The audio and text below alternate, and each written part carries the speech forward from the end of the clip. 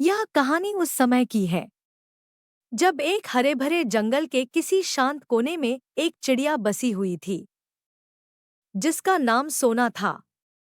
वह अपने 3 प्यारे छोटे छोटे बच्चों के साथ वहां रहती थी। उसके सुंदर और आरामदायक घर एक लंबे बरगद के पेड़ की शाखाओं में छिपा हुआ था।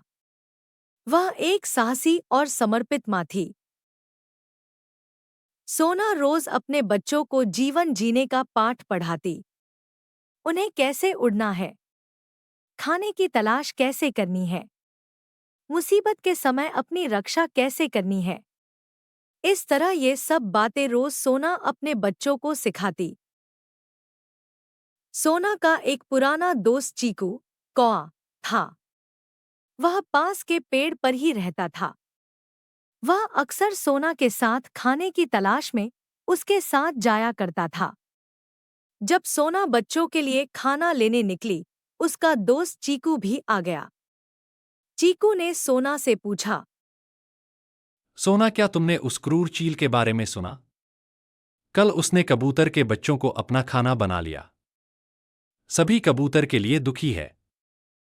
सारे पक्षी अपने अपने बच्चों को लेकर बहुत डरे हुए हैं। हाँ भाई चीकू, मैंने भी सुना है कि उसने कबूतर के 2 बच्चों को खा लिया। अगर वो समय से न आती तो वो दुष्ट चील उसके तीसरे बच्चे को भी खा जाता। देखो सोना, मैं तुम्हें डरा नहीं रहा बल्कि बहुत भारी दिल से बता रहा हूं कि उस चील की निगाह अब तुम्हारे घर पर है। मैंने उसे आज तुम्हारे घर के ऊपर घूमते हुए देखा।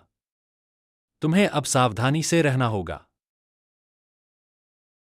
सोना चीकू की बात सुनकर डर गई। उसका दिल दहल गया। घर पहुंचने पर उसने अपने प्यारे बच्चों को गले से लगाया। वह जानती थी कि उसके बच्चे अब खतरे में हैं। सुबह होते ही सोना ने अपने दोस्त चीकू से मदद मांगी।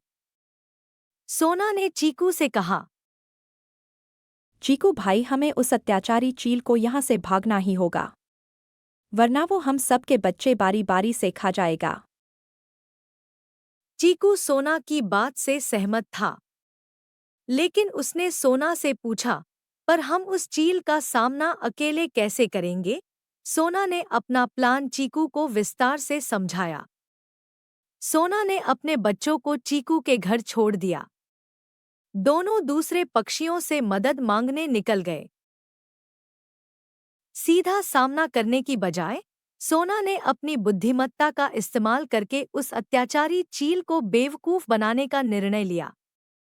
उसने चीकू और दूसरे पक्षियों की मदद से मिलकर जानबूझकर दूसरे पेड़ में एक घोंसला बनाया जो उसके असली घर के तरह दिखाई देता था।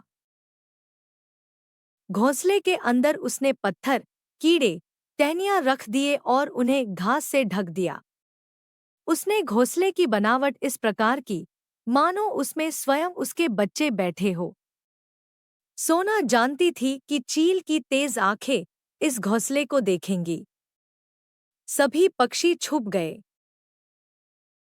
जब सूरज धीरे धीरे ढलने लगा, चील सोना के घर के ऊपर चक्कर काटने लगा। बच्चों को अकेला समझकर वह सोना के घर पर उतार गया। जैसे ही उसने हमला करा, उसकी चोंच पत्थर से टकरा गई। उसने देखा सिवाय पत्थर, कीड़े और घास टहनियों के उसमें कुछ नहीं है। धोखा खाकर वह जोर से चिल्लाया। उधर सारे पक्षी तेजी से आए और चील पर हमला बोल दिया। सबने अपनी चोंच मार मारकर चील को घायल कर दिया और दूर भगा दिया। कहानी से सीख: हमें जल्दबाजी में कभी कोई निर्णय नहीं लेना चाहिए। हमें सूझबूझ और बुद्धिमानी के साथ काम करना चाहिए। एक साथ मिलकर हम बड़ी से बड़ी मुसीबत का सामना कर सकते हैं। कहानी अच्छी लगी तो वीडियो को लाइक और हमारे चैनल को सब्सक्राइब जरूर करें।